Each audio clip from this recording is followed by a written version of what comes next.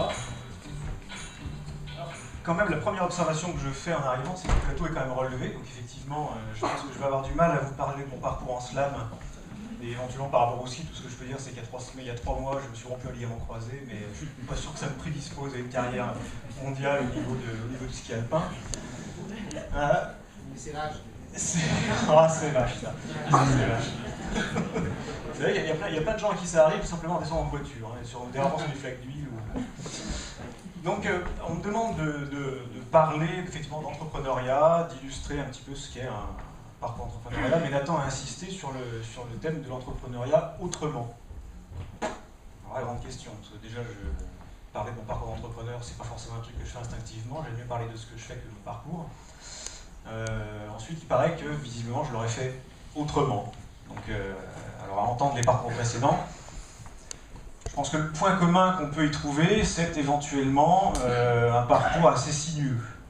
Là, je pense qu'effectivement, peut-être qu'on peut avoir des caractéristiques, et là, il n'y a pas d'allusion à un slalom ou quoi que ce soit, hein. Je parle vraiment de parcours pas forcément linéaires, jalonnés de rencontres, très souvent. Je pense qu'il y a beaucoup d'initiatives qui naissent finalement de quelque chose de non prévu. Et en tout cas, ça a été un peu mon cas, donc que je vais essayer de résumer en quelques mots. Donc j'ai fait un peu un nuage de tag, c'est un peu comme un site internet. Ça évite de devoir suivre un plan structuré pour se présenter, et ça permet quand même de donner une vision synthétique de ce qu'on est, de ce qu'on fait. Donc j'ai 43 ans, 4 enfants, et mon parcours a commencé à Lyon, donc en 1967. Et j'étais pas très assidu à l'école, et j'avais des résultats très médiocres, parce qu'en fait je travaillais pas. Tant que c'était facile, ça allait. Jusque finalement à un échec un peu structurant au niveau du bac, qui m'a fait comprendre finalement que sans travail, on n'arrive pas à grand chose. Et donc du coup, ça a quand même déclenché un déclic qui fait que derrière, j'ai enfilé les diplômes et haute formation avec UM Lyon, IEP, DESCF, maîtrise d'économie, etc., etc. Tout ça finalement résultant souvent d'un non-choix. En fait, le manque de décision, manque de détermination sur ce que j'avais envie de faire, donc il me conduisait finalement où mes pas me guidaient. Et mes pas m'ont guidé dans l'audit pour démarrer. Là aussi, non-choix. On disait souvent, en tout cas à l'époque, c'était un peu le 3e cycle de finance, où on apprend des choses sans se spécialiser, et à mon avis, c'est assez vrai. Là où j'y reste 7 ans, jusqu'à rejoindre une entreprise, une filiale de la Caisse des dépôts, dont je dirigeais la veille stratégique, et là, à force de veiller à la stratégie, j'ai commencé à m'intéresser un peu aux nouvelles technologies.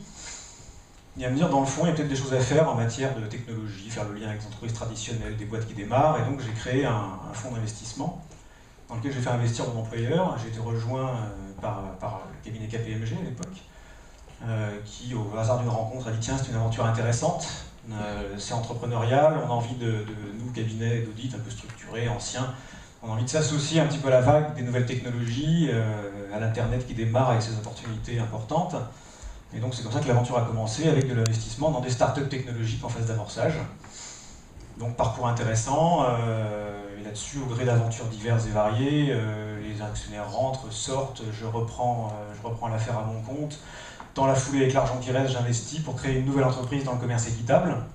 Pourquoi le commerce équitable? Parce qu'en fait, mon parcours précédent m'avait amené à me balader pas mal dans des pays émergents, à constater des phénomènes autour de la pauvreté, autour de l'éloignement entre les gens très pauvres dans ces pays et l'accès à nos marchés riches du Nord. Et je me dis, tiens, le commerce équitable, finalement, c'est un bon moyen de réconciliation entre deux mondes, souvent situés dans des hémisphères opposés. C'est une aventure qui peut finalement mettre la force du marché au service du développement des autres, qui peut faire une synthèse entre objectifs de rentabilité et objectifs de retombée sociale. Donc c'est une aventure entrepreneuriale qui qui se poursuit finalement, parce qu'après avoir créé la première entreprise, j'en crée une seconde. Et ça se crée là aussi au hasard, au gré de rencontres. C'est là que je vais rencontrer des gens qui sont déjà vos partenaires, et dont effectivement il y a un représentant dans cette salle, en l'occurrence Ernst Young, qui me dit « Tiens, ce projet est formidable, on a envie de l'accompagner, parce que nous, cabinet, nous intéressons au développement durable, et on a envie de participer à cette aventure, et on va le faire gratuitement. » C'est là aussi que c'est une belle leçon, une belle nouvelle, c'est que dans ce monde bassement mercantile, on arrive quand même à rencontrer parfois des gens qui ont une vision qui va dépasser celle de leur porte-monnaie, ou de leur stock option, et qui se disent, tiens, une aventure mérite d'être soutenue, on peut le faire gratuitement. Donc ça, c'est quand même quelque chose de nouveau dans mon parcours à ce stade-là, c'est de me dire, finalement, un thème, un sujet, suivant la façon dont il est monté et présenté, peut mobiliser des gens et de manière complètement désintéressée. Et ça, c'était nouveau, parce que dans le monde de l'audit, du conseil, le désintéressement n'est pas forcément la valeur principale. Mais là, donc, du coup, c'était un exemple intéressant qui, finalement, lorsqu'au bout d'un cycle, je me suis amené à prendre un peu de recul et à réfléchir, je me suis dit, j'ai travaillé dans la sphère marchande, j'ai travaillé finalement dans la sphère sociale, et donc j'ai envie de faire un peu une synthèse, et c'est là que du coup j'ai rejoint effectivement Jacques Attali chez Planète Finance, dans une activité, pour mon cas en tout cas, spécialisée sur la France, et visant à accompagner des entrepreneurs des quartiers à créer leur emploi via la création de leur entreprise, et également à investir dans des entreprises des quartiers qui pourraient présenter un potentiel de développement susceptible de générer suffisamment d'emplois pour insuffler un peu de vie économique, de vie et d'emploi dans les quartiers. Et donc c'est comme ça que je rejoins effectivement Planète Finance. Ça n'avance pas, ça y est. Alors, petite définition d'un entrepreneur, puisqu'en fait on veut parler quand même de l'entrepreneur autrement, il faut quand même partir d'une petite définition. J'ai découvert, en faisant ces slides hier soir, que le mot entrepreneur existe en fait, y compris en chinois. Je me suis quand même permis de vous mettre un petit peu une typographie pour ceux qui veulent recopier, c'est intéressant, ça fait bien en société. Quelques définitions, alors assez marrantes. Un entrepreneur est un porteur de projet, et donc à la différence d'un homme d'affaires, on peut entreprendre dans l'humanitaire, dans un parti politique, dans tout ce qu'on veut. Effectivement, c'est vrai, finalement, tout ce qui est construction de projet est un projet entrepreneurial, ce qui invite, du coup, à dépasser les idées préconçues de l'entrepreneur, qui forcément devrait créer la start-up qui va le rendre riche. Le projet entrepreneur, c'est un projet de vie, et c'est quelque chose qui peut prendre des formes extrêmement variées. Éventuellement, c'est quelqu'un qui peut devenir riche au hasard des circonstances. En général, j'ai toujours observé que ceux qui faisaient ça pour devenir riches ne le devenaient jamais. Ceux qui le sont devenus, c'était en général par accident. Mais donc c'est une des définitions d'entrepreneur. Mais enfin, je pense que c'est surtout quelqu'un qui, dans une même journée, va voir son comptable, éventuellement, pourquoi pas déjeuner à l'Élysée, l'après-midi changer de PQ parce que sa secrétaire sera en vacances ou qu'il n'y aura pas de secrétaire, le soir négocier avec un client, et puis être réveillé à lui par son gamin. Enfin voilà, c'est la vie d'entrepreneur lambda.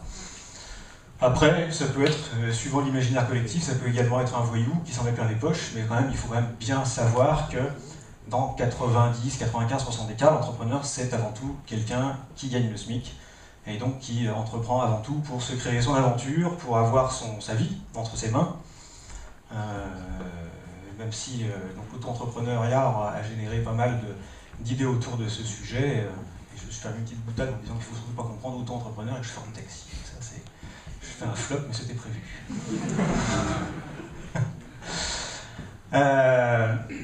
Important de préciser que des entrepreneurs, effectivement, j'en ai rencontré beaucoup, parce qu'en fait, dans mes différents métiers d'investisseur, etc., j'ai vu 1000, 1500 business plans, je ne sais plus combien, et j'ai vu quelques centaines d'entrepreneurs, donc je commence à avoir une typologie un peu affinée, et surtout, j'ai mon petit cahier de perles qui me permet de citer des cas intéressants.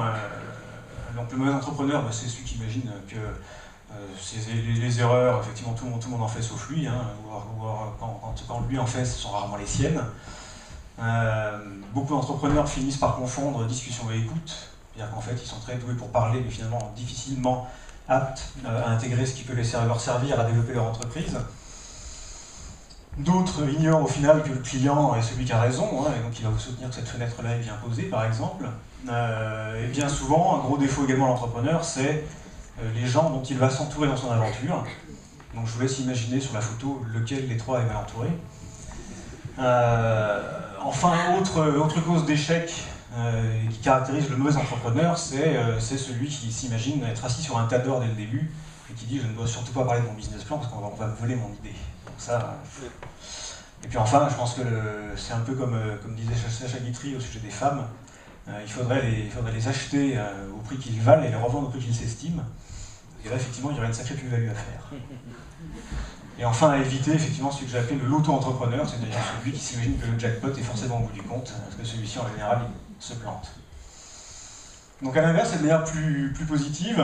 Le bon entrepreneur, je pense qu'il a quand même avant tout les pieds sur terre, même s'il peut rêver et avoir la tête dans les étoiles par rapport à son projet.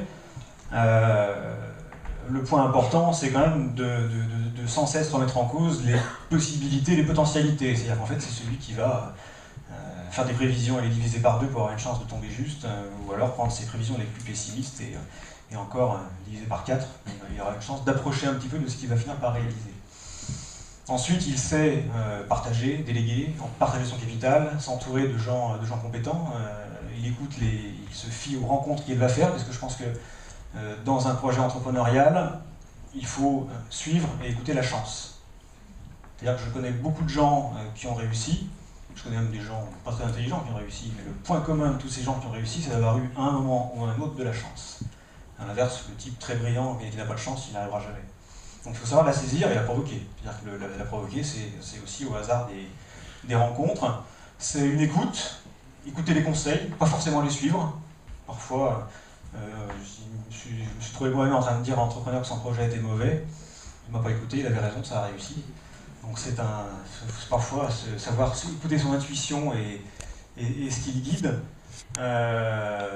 Mais avant toute chose, et c'est un point extrêmement important, surtout quand on veut séduire un investisseur, un client, il faut rester humble, parce que la réussite, c'est pas pendant la levée de fonds qu'on la connaît, c'est pas lorsque les fonds sont arrivés, c'est pas lorsque les clients sont là, mais c'est au bout du compte qu'on a une chance de savoir si on a réussi ou pas. Alors, entreprendre autrement. Entreprendre, ça existe depuis des décennies, des siècles, des millénaires éventuellement. Mais entreprendre autrement, c'est quelque chose d'un peu différent. Je pense que l'entrepreneur d'il y a 10 ans, 20 ans, n'est plus tout à fait le même qu'aujourd'hui. Je crois que Jacqueline Feld disait qu'effectivement la société va mal, c'est vrai, et cette société va tellement mal qu'elle donne finalement aux entreprises un rôle qui n'était pas le leur par le passé, sur lesquels elles se reposaient sur l'État pour assurer plein de choses. Et de plus en plus, l'entrepreneur se retrouve contraint d'assumer des tâches qui incombaient à la société, à la collectivité, mais à les assumer lui-même. On peut trouver ça injuste, mais c'est comme ça. C'est-à-dire qu'aujourd'hui, l'entrepreneur qui démarre va devoir payer des charges sociales importantes pour rémunérer ses salariés, va devoir supporter des impôts en tout genre, parce qu'il faut bien financer les déficits budgétaires, ça fait partie de la donne.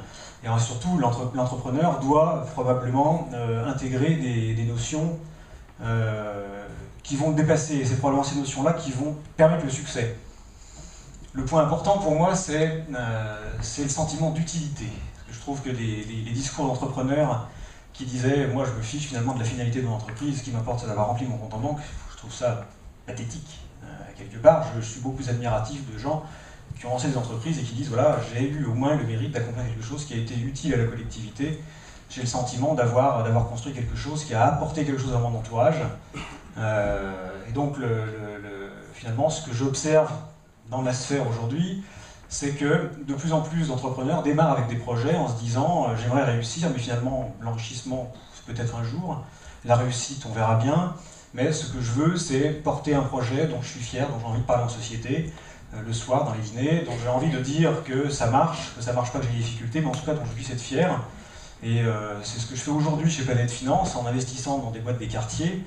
Et j'essaye de propager finalement cette démarche en disant aux gens chez qui j'investis intègre dans ton business plan la notion de création d'emplois, de retombées, de création de richesse pour les autres, de création de valeur pour des quartiers, parce que finalement c'est ça une des finalités importantes. Tu seras beaucoup plus fier finalement d'avoir créé 1000 emplois large les Gonesse que d'avoir mis 1 million d'euros sur ton compte en banque. Au final, peut-être, c'est ce qu'on peut espérer en tout cas. Et donc du coup, entreprendre autrement, je pense, c'est aussi intégrer ces dimensions nouvelles. C'est aussi finalement agir différemment et aussi, voire surtout, pour l'entrepreneur, avoir une valeur d'exemplarité. Parce que je pense que le courage, la force, l'optimisme, l'envie de l'entrepreneur sont les dynamiques qui peuvent peut-être demain permettre à la société dans laquelle on vit de trouver des recettes, de sortir de l'ornière dans laquelle on se trouve d'un point de vue social, financier, etc. Et donc je pense que on devrait faire confiance aux entrepreneurs et en tout cas je vous invite à faire partie de ceux à qui on pourrait faire confiance. Merci.